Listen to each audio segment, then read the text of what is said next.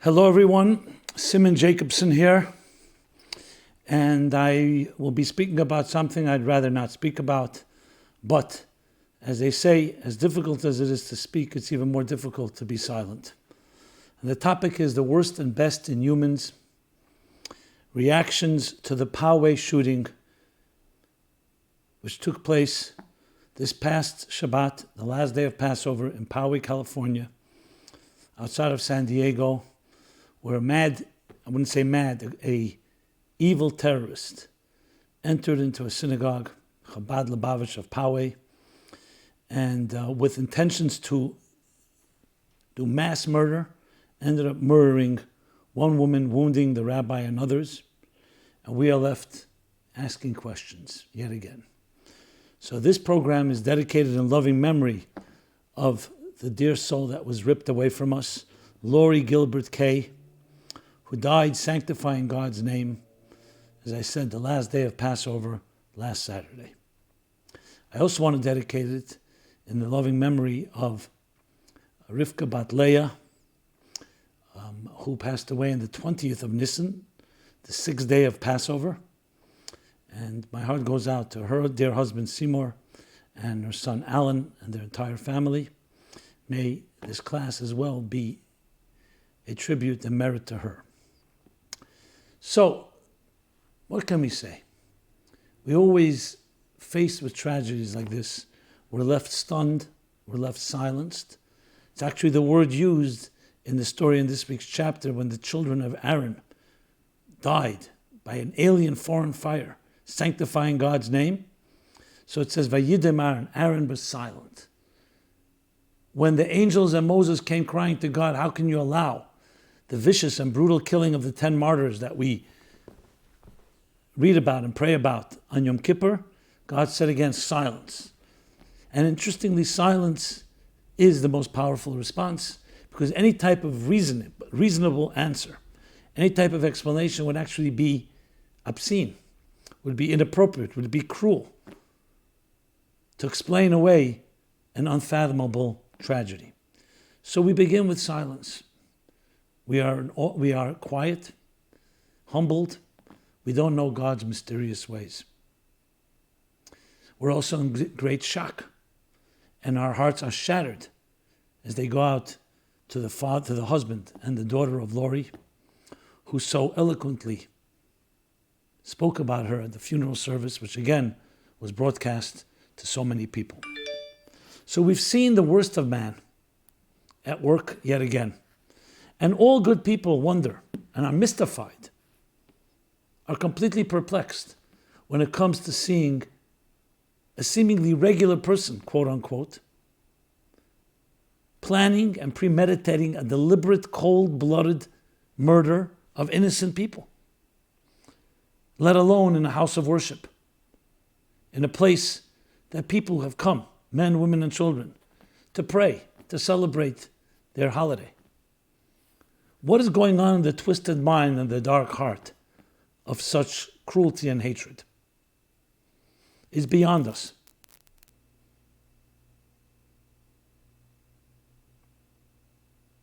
So as our hearts go out into this as our hearts go out to the people who've suffered, and the survivors, and the community, and of course Rabbi Goldstein himself, Rabbi Yisrael Goldstein, who was targeted, but put up his arms and he lost his finger, or maybe fingers,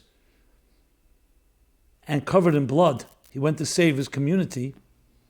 At the same time that we've seen the ugliest in the human beings, we've also seen the best of human beings, in the nobility, in the heroism. Lori herself took a shot and was killed, most likely protecting her own community. I don't say most likely, absolutely protecting her own community. And Rabbi Goldstein, what did he demonstrate?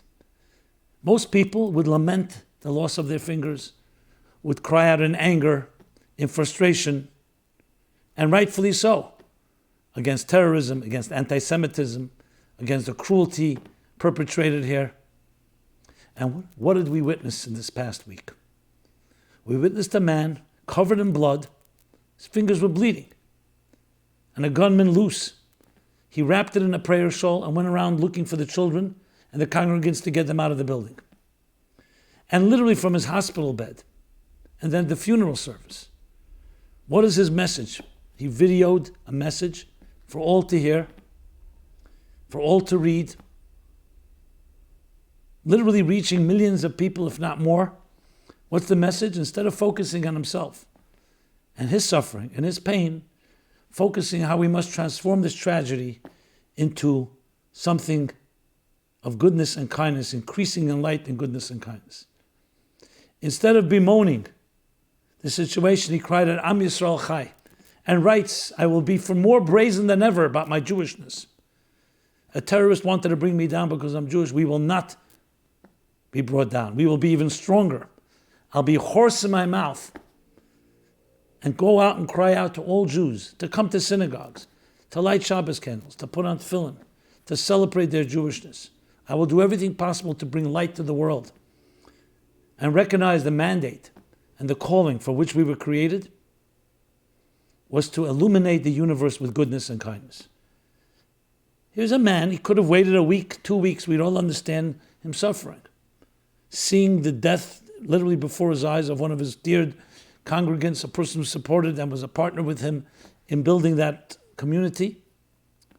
And yet, what did he do? He actually sanctified God's name in the greatest possible way. So there you have a study and contrast. One man behaving subhuman for no reason but being there Jewish, in his blind hatred, went out and thank God that his rifle jammed, machine gun, whatever it was, his automatic jammed, but he did end up killing someone, causing tremendous pain to so many. And at the other end of the spectrum, in contrast, we see such a transcendent soul getting up and calling us all to transform this grief into a revolution of goodness and kindness and light. So millions, if not billions of people are witnessing this. I think it's a tremendous lesson, especially in our society, where we've become so apathetic, where we're so consumed and so living vicariously through video games, through movies, through internet, through television, to see raw heroism, raw nobility, raw dignity so demonstrated and so publicly demonstrated. It was awesome to see. Here's a funeral service. A woman is being put to rest. Her husband talks about the parallel to the chapter of the sons of Aaron, how they sanctified God's name. And here is dear wife, torn away from us, sanctified God's name in a synagogue on the last day of Passover. Of course we can sit and cry. How could it be that God allowed such a thing to happen? Obviously we all have questions. But that's not what we focus on, not the why. We focus on what we can do about it. How many people today get self-consumed with their own pain, with their own suffering, with their own discomfort, due to a setback, due to a failure, and it becomes all about you. I'm not looking to judge anybody, but here's a lesson of dignity, a lesson of a person who's not less in pain, but recognizes, as he declared very straightforwardly, as an emissary of his Rebbe, a shliach of the Lubavitcher Rebbe, embodying the very principles that a true leader like the Rebbe, like a Moses, inculcated in him and taught him, that when there's suffering, when there's a loss, when there's a tragedy, we respond with even greater passion and commitment to goodness. That's how we counterbalance it. They tell the story, tragic story, but extremely meaningful story, of a Nazi, cruel Nazi who was about to kill a Jew. And the Jew asked the Nazi, may I say my final prayers? The Nazi granted his request, and he began whispering. And the Nazi said, what are you saying? He's saying, I'm thanking my God. The Nazi became, the vicious Nazi, became incredulous. You're thanking your God? Where's your God? You're at my mercy, dirty Jew. Your God can't do anything to help you. And the Jew quietly responded, I'm thanking God for not creating me like you. You hear that? There are people who respond pain with pain.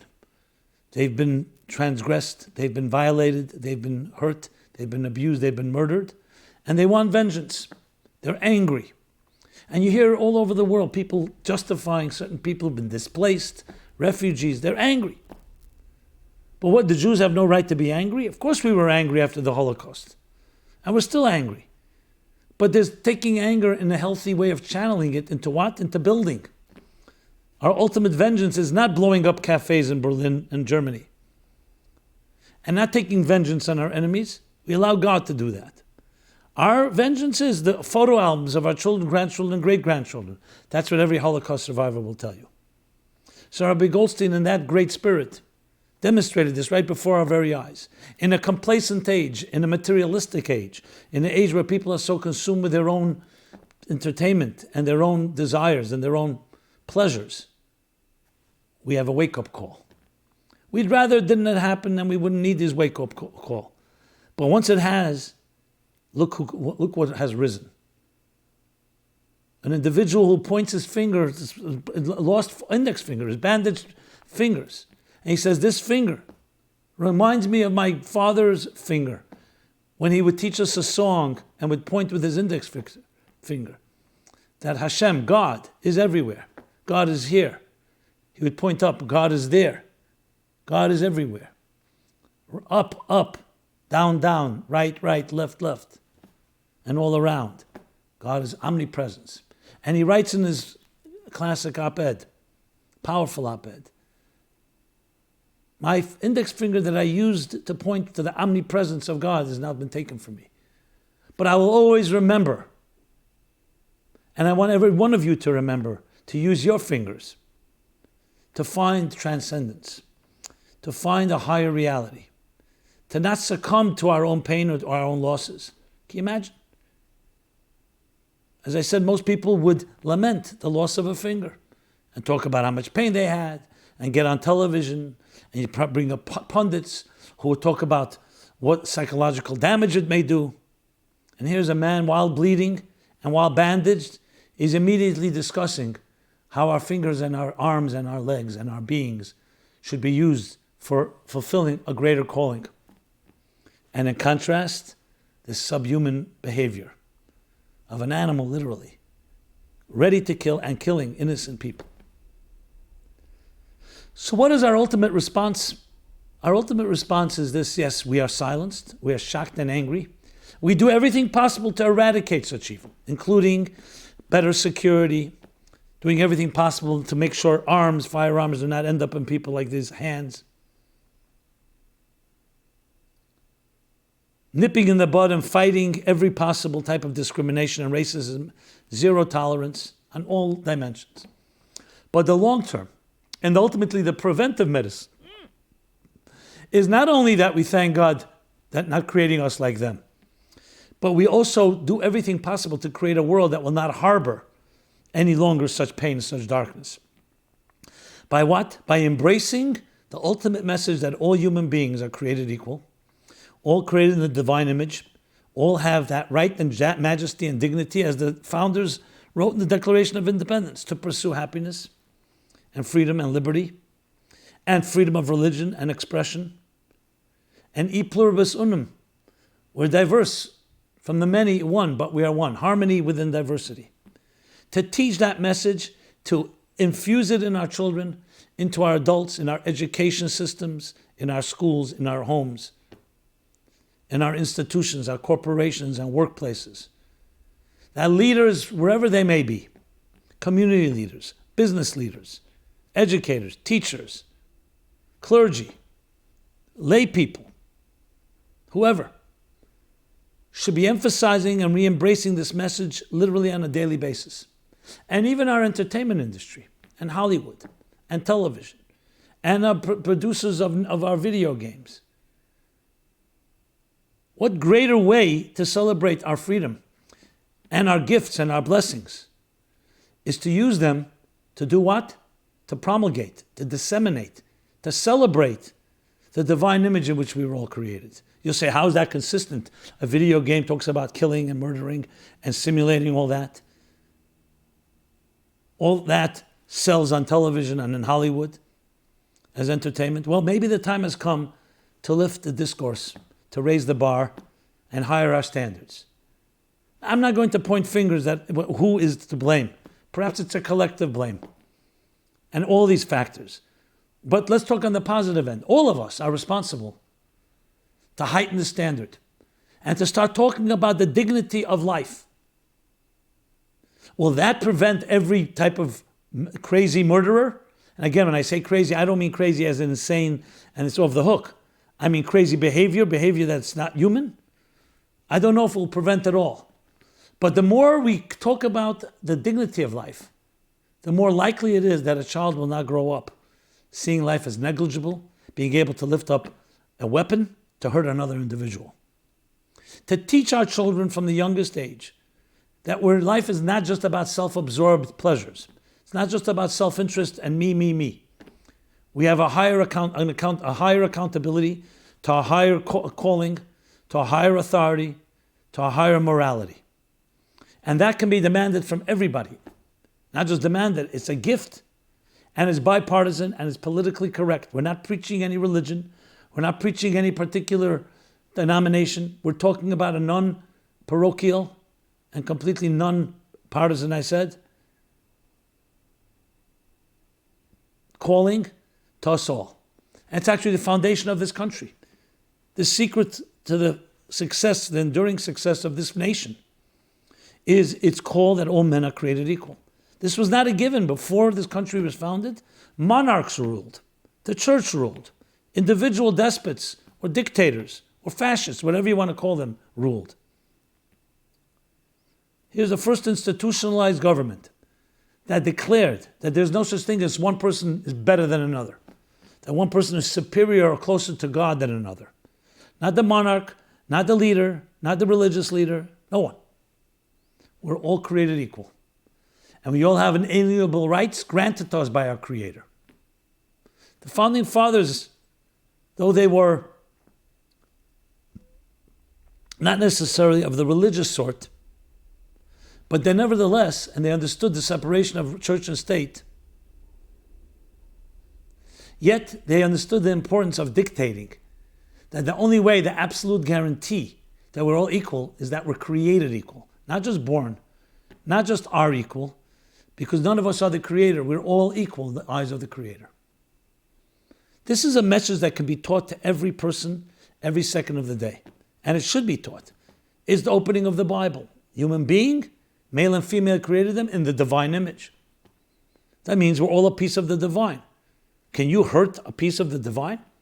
And especially knowing it's part of you, because we're all part of one larger family? Why is that message not known to every person on earth? This is now our opportunity. And again, Rabbi Goldstein demonstrated it in the most noble, beautiful way. You can marvel. It's unbelievable. Within his pain, with all that he's gone through, and his community has gone through, he understands his calling and his message. But if you study his teacher, and his teacher's teacher, and the community, and the philosophy of the movement from where he grew up, which is Chabad Hasidic thought, you'll see this is not a surprise at all. That's exactly what he was taught every second of his life.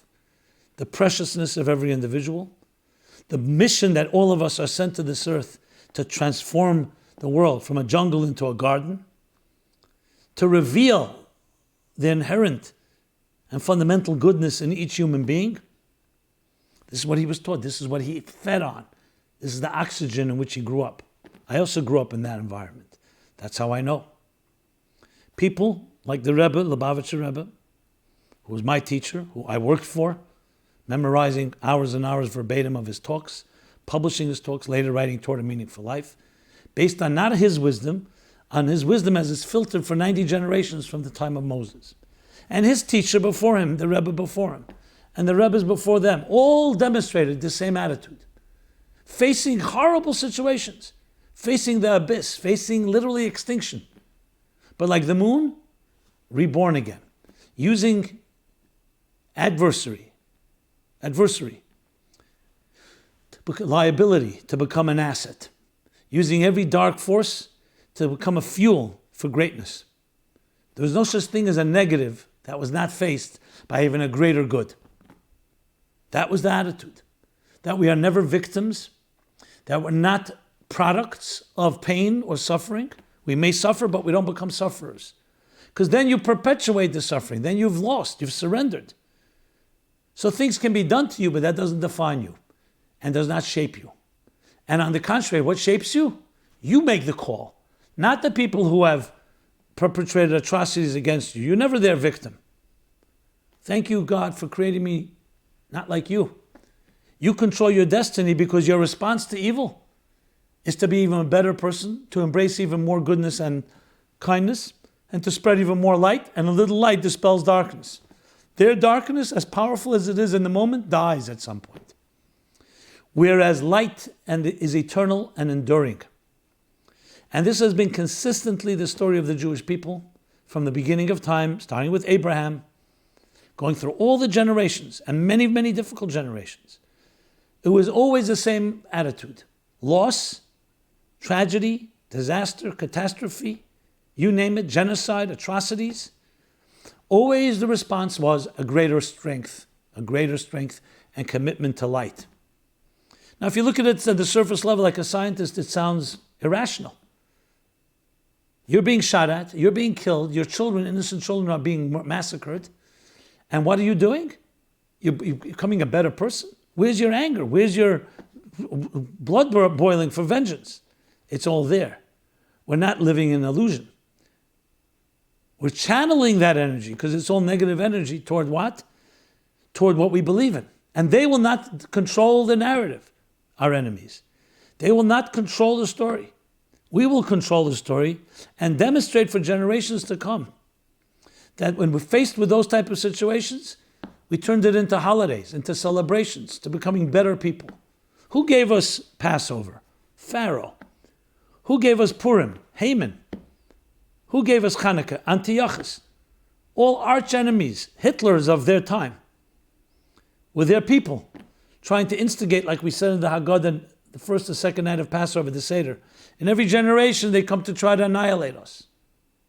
But God in His mercy helped save us. And part of that is our saving ourselves with God's help by embracing the soul, the divine soul which we were given, which is more powerful than the greatest darkness. So the momentary pain for 210 years was terrible pain. It was for how many years was the Holocaust? 10 years, 15 years, whatever the number was. Terrible pain. But what remains is the growth, the greatness that we've achieved as a result. As they were oppressed, the Bible says, as they were oppressed, in direct proportion to that, they flourished, they thrived, and they blossomed, and they grew.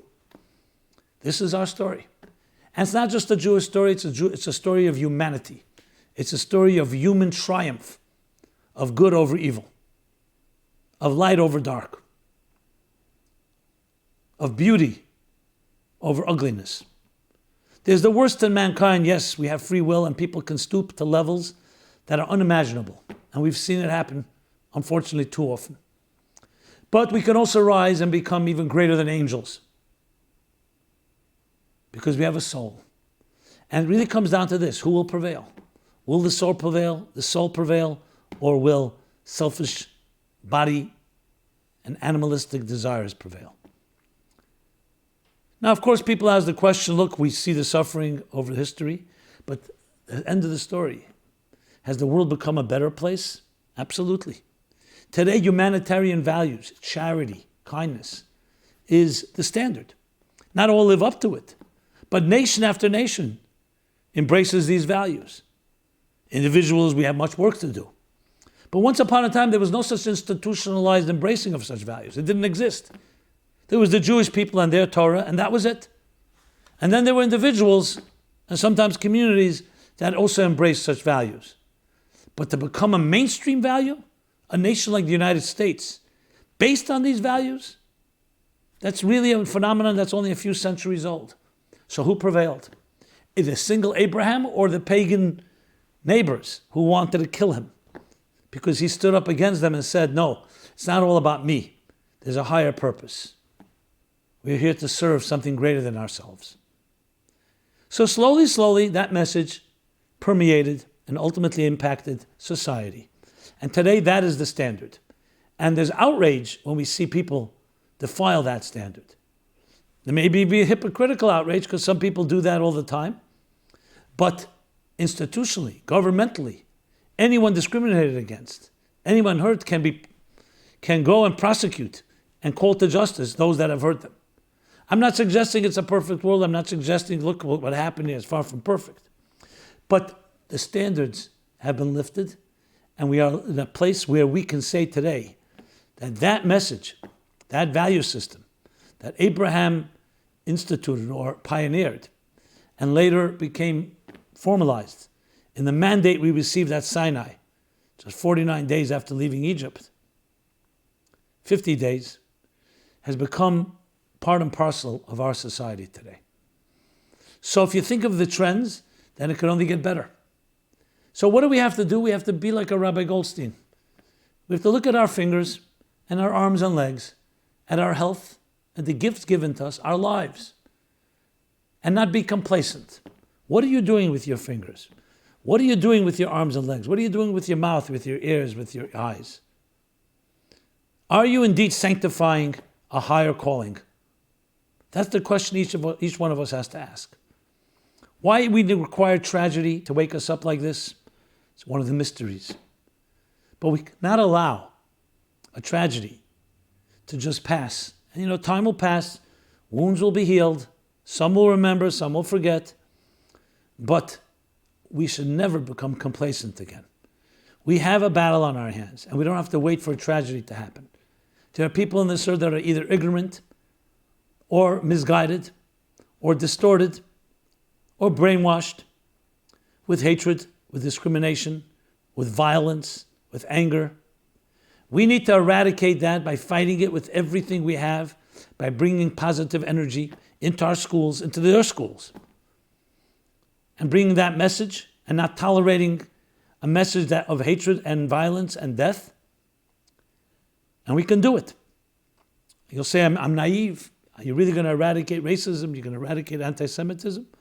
It's all up to us. We each have our sphere of influence. We each have people we can reach. Some of us may be leaders. Some of us can reach leaders. Whatever leader. It could be a small leader, a community, of a school, of a home. But to stand as a bystander and as a spectator, as an observer, is definitely not acceptable. You're either part of the problem or part of the solution. And how do we become part of the solution? We do something. We speak about it. We speak to our children about it, to our friends, to our families, to colleagues, to strangers. And we turn it into a crusade, into a revolution of good.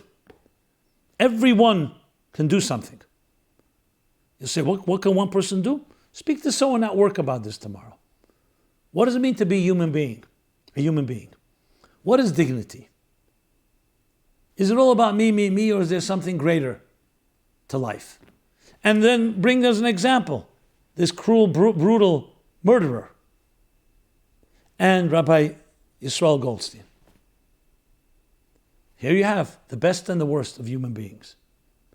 A lesson in contrast, a lesson for each one of us, something we cannot ignore and should not ignore. It's a tremendous opportunity to turn this tragedy into actually a force of real goodness. And only that will justify, let me rephrase that, not justify a death, but only that will do justice, that we have not ignored what has happened and actually used it as a catalyst and a springboard to catapult us to a completely new dimension, a new state of consciousness, a higher state of awareness of what it means to be human, of what it means to be alive, the gifts of life and why we're here, and the purpose of our lives. Now, this does not take away from our pleasures and from our delights and from our comforts. It will enhance it, but also will not allow us to fall to the lowest common denominator and just become ruthless, selfish creatures that just think about myself and don't care about anybody else, ready to even ignore, or worse, hurt another person. It's a standard that has entered society, has has been imbued within our existence, within our world today, but we have to now bring it to the surface in every community, in every environment.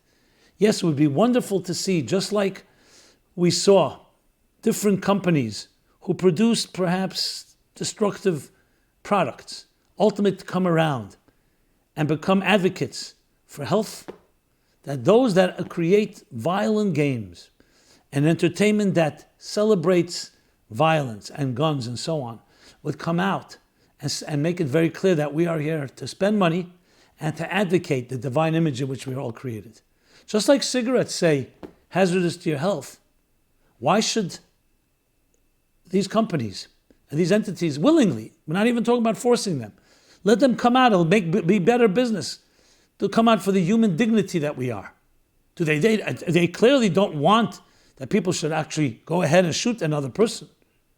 So perhaps they have to use their strength and their wealth and their power and their influence for these messages. We know today there's public TV, there's public access TV. Why? Because the government wisely said, you're going to make a lot of money, millions and millions and billions of dollars through television and advertising, you have to give some airtime to public access, meaning anyone can use it, nonprofits and so on. So why shouldn't the companies that are making so much money on simulated violence and so on, and different forms of entertainment, let them also spend money and fund programs that advocate and teach about human dignity, about the value of life, about our calling and our purpose. Let that be the calling of our time.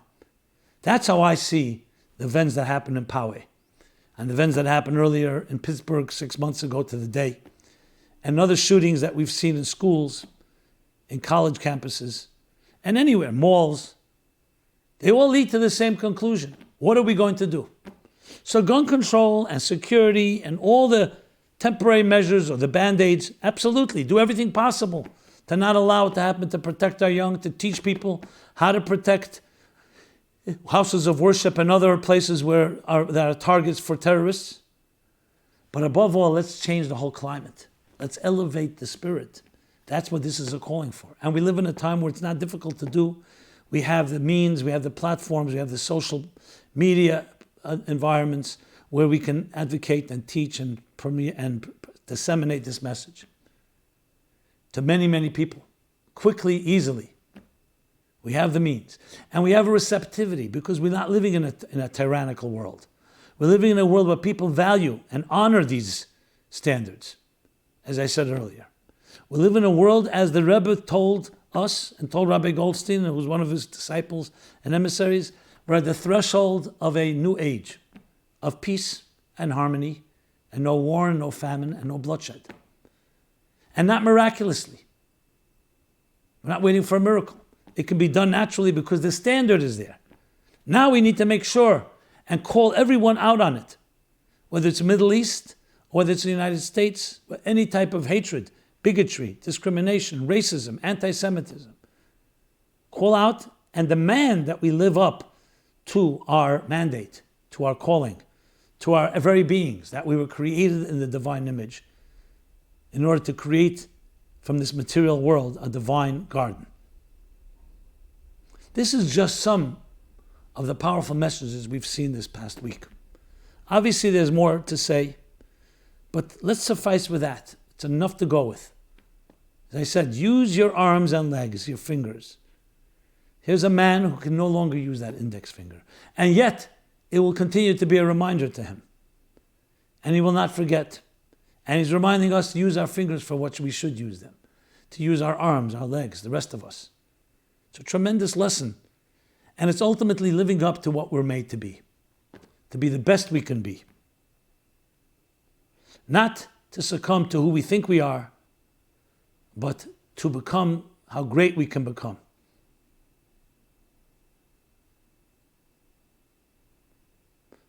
Who we aspire to be, who we dream to be. And every one of us has aspirations.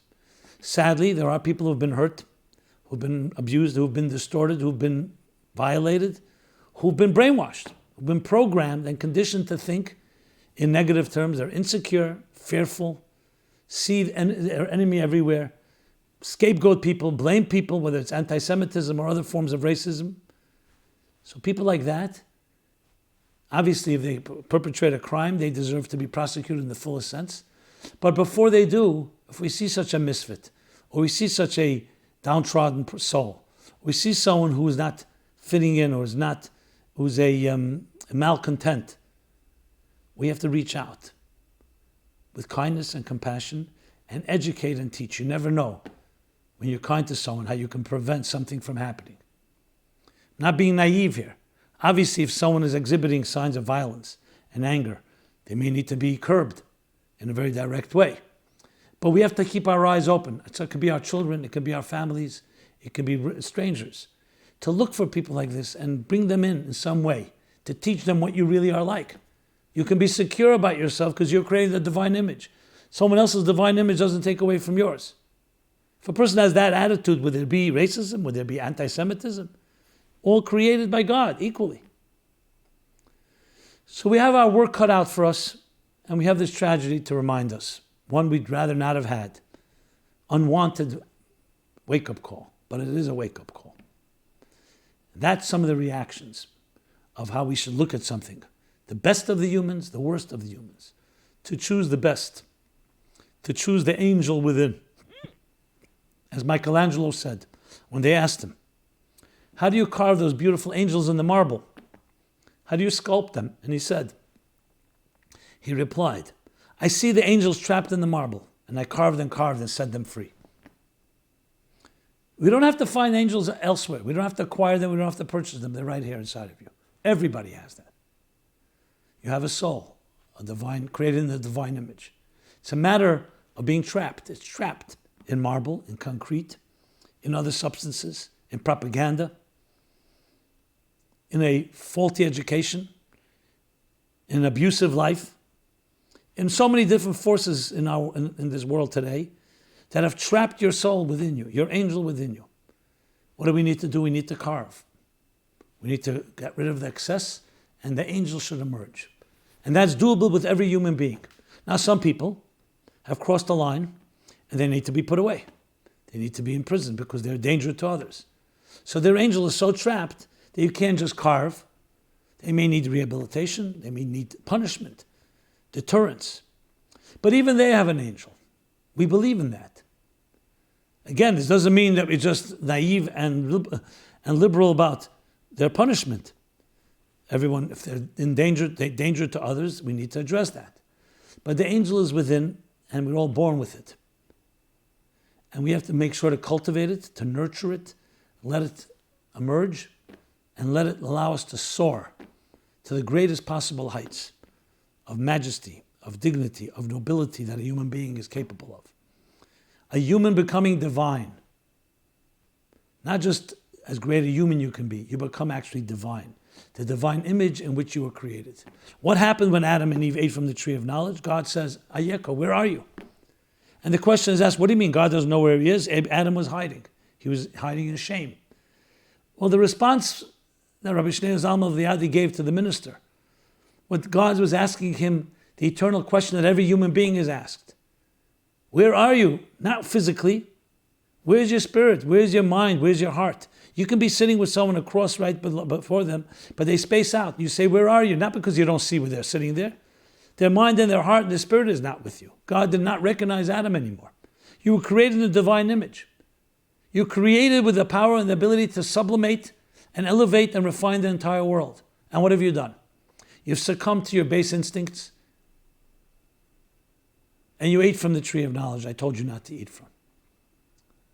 And with that, you've clouded. You have been trapped in substances that don't allow me to see your divine image, that don't allow others to see the divine image.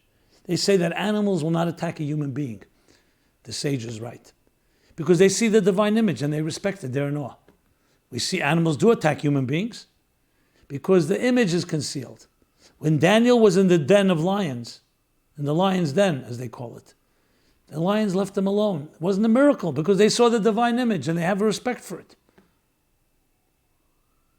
So we need to allow the divine image to emerge again from wherever it's trapped and locked. And that's up to each one of us, how you behave. Behave divinely, and your divine image is fed and nourished. And what happens? It emerges. You're giving it attention. You're nourishing it. And you're nurturing it. God forbid, I don't want to say the other side. Where you satisfy and nurture your own self and your self-interests, your divine image goes into hiding, in concealment. The inner child is concealed by this adult personality that you've assumed. And that's what you're projecting, the faces, the duplicity, all the other things that human beings do, the defense mechanisms, the armor, everything we do to conceal who we truly are. When you reveal your divine image, it is the secret to healthy relationships, it is the secret to healthy communities, it's the secret to love, and it's the secret to transcend even the darkest of dark. Viktor Frankl, logotherapy, man's search for meaning. He verified, he confirmed his theories. We're in the darkest places on earth, in the hell of Auschwitz, of the concentration camp and the gas chambers, when he witnessed how people who sense meaning in their lives and purpose don't suffer less, but they have more tools in their arsenal to address it. They have ability to transcend because they have more than one reality, not just the physical, superficial reality, but also the spiritual reality and all the dimensions of a spiritual reality. They have not just one world, they have many worlds. And there are others who only have one world, this material world. Take that away from them and everything is gone. They don't have all the other diversification of all the other dimensions that life offers us. And that's our calling, my friends. The events in Poway is a wake-up call to our time, to each one of us. And we have a living example of a human being just like us, but he was trained. So he didn't have to put on an act, God forbid. The moment that it happened, he immediately took action and became a force of saving others, of demonstrating strength, of crying out, Am Yisrael Chai, the nation of Israel lives, we will not be brought down by a criminal like this, though that criminal wielded the gun. So we have a living example in our own lives. And Lori, her soul was taken from us. It's in a better place, but nevertheless, a life ripped away in such a tragic way. So we have an obligation to her, to do whatever is possible, to celebrate our Judaism, to celebrate our synagogues, to come out in mass and demonstrate that we will not cower, we will not be fearful, we will not retreat. We will go on even a greater offensive of bringing goodness and kindness as Lori did in her lifetime. And through that, she lives through us. May her family be blessed with the strength, with the ability to celebrate, and may we all join together with that. Feel like we're partners in the pain, but also partners in the growth, and demonstrate what we need to do to rise to the occasion and to be the best possible human beings and the best possible Jews. Ones that will bring light to this world and the redemption, the final redemption, which will ultimately, in some way, redeem even the greatest pain that we've gone through, especially that it becomes the catalyst, the fuel for this tremendous revelation and tremendous spiritual revolution. So each of us must do our part to ask yourself the question, what are you doing with your body, with your soul, with your life, with your arms and legs, with your fingers? How are you sanctifying God? How are you bringing light to yourself, to your families, to your community, even to strangers? That's the question we must ask. And of course, the answer has to be, here's the list of things I will be doing. This we have to bring our own resolutions, impose it on yourself. No one's going to force you. That's our response. May these words inspire me, inspire you to actually be part of this revolution. Please join us, Meaningful Life Center. This is our commitment, week after week. This week, we are taken and we are motivated by these events. But you can join us by simply going to meaningfullife.com, sharing this message. We have many resources dealing with tragedy, how to turn adversity into growth, liability into an asset. And please, suggest any suggestions of yours, submit them, join with us. We're all part of one larger organism, all links in a chain, and we can all create that ripple effect and butterfly effect that will transform this universe. We're here every Wednesday, 8:30 p.m. These programs are archived. You can access them anytime, download them, podcasts, MP3s, the works. It's on all social media outlets, so you can friend us and share and like and all that comes with that. And of course, we always welcome your support on all levels, moral support, spiritual support, and financial support at meaningfullife.com/donate or /sponsorship to sponsor a program or a series of programs in honor of a loved one, in memory of a loved one. Everyone be well. We should only share good news and only joy and celebration, and transform every corner of darkness into tremendous amounts of light. Be blessed.